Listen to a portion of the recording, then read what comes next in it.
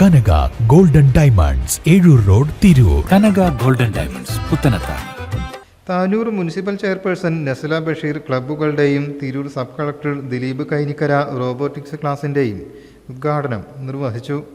ഇത്തരത്തിൽ വിദ്യാലയത്തെ ഏതെല്ലാം രീതിയിൽ മികച്ച പഠനാന്തരീക്ഷം, വിദ്യാലയ അന്തരീക്ഷം സൃഷ്ടിക്കാം എന്ന രീതിയിലേക്ക് നമ്മൾ ഉയർന്നത് എന്നുള്ളതാണ്. കഴിഞ്ഞ പ്രവേശനോത്സവത്തിലാണ് ഇങ്ങനെ ഒരു റോബോട്ടിക് സംവിധാനത്തെക്കുറിച്ച്, അങ്ങനെ ഒരു പഠന രീതിയെക്കുറിച്ച് നമ്മളെ പരിചയപ്പെടുത്തിയത്. എന്നാൽ അത് വളരെ വേഗം ഇത്തരത്തിൽ തുടക്കം കുറിക്കുന്നതിന് സ്കൂൾ തയ്യാറായി, അല്ലെങ്കിൽ സ്കൂളിനെ തയ്യാറാക്കി എന്നുള്ളതിന് ഇവിടെ ഇരിക്കുന്ന ഓരോ ആളുകളും അതിന്റെ ക്രെഡിറ്റ് ഏറ്റുവാങ്ങാൻ അർഹതയുള്ള ആളുകളാണ്. റോബോട്ടിക്സ് ക്ലബ്ബ് അതിന്റെ പ്രവർത്തനങ്ങൾ വളരെ മനോഹരമായിട്ട് അതിന്റെ ക്ലാസ്സുകളൊക്കെ ആരംഭിച്ചു കഴിഞ്ഞിട്ടുണ്ടെന്നാണ് ഞാൻ മനസ്സിലാക്കുന്നത്. അത് കൊണ്ടുപോകുന്നതിന് പിന്നിൽ തീർച്ചയായിട്ടും കൂട്ടായിട്ടുള്ള ഒരു പ്രവർത്തനമുണ്ട്. വോക്കരു ഫൗണ്ടേഷന്റെ ആ ഒരു CSR ഇനീഷ്യേറ്റീവ് എന്നുള്ള നിലയിൽ അവര് വളരെ മനോഹരമായിട്ട് തന്നെ നമ്മുടെ ജില്ലയിലെയും വയനാട്ടിലുമാണ് ഇതിന്റെ പ്രവർത്തനങ്ങളാണ് ഞാൻ മനസ്സിലാക്കുന്നത്.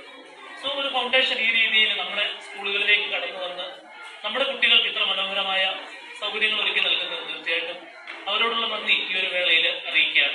ഐലാബിന്റെ ഉദ്ഘാടനം താനൂർ നഗരസഭ പൊതുമരാമത്ത് സ്റ്റാൻഡിംഗ് കമ്മിറ്റി ചെയർമാൻ കെ സലാമു നിർവഹിച്ചു.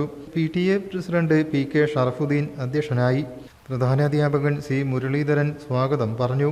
Doctor Sumithra Binu, ward member EP Sameer, DIET faculty C Nisha, Tanur AEO Prasad, BRC trainer Saleem, SMC chairman TK Jaleel, Younis, M Laila, K Mohanan, K Naveen എന്നിവർ സംസാരിച്ചു. സ്റ്റാഫ് സെക്രട്ടറി TP രഞ്ജിത്ത് നന്ദിയും പറഞ്ഞു.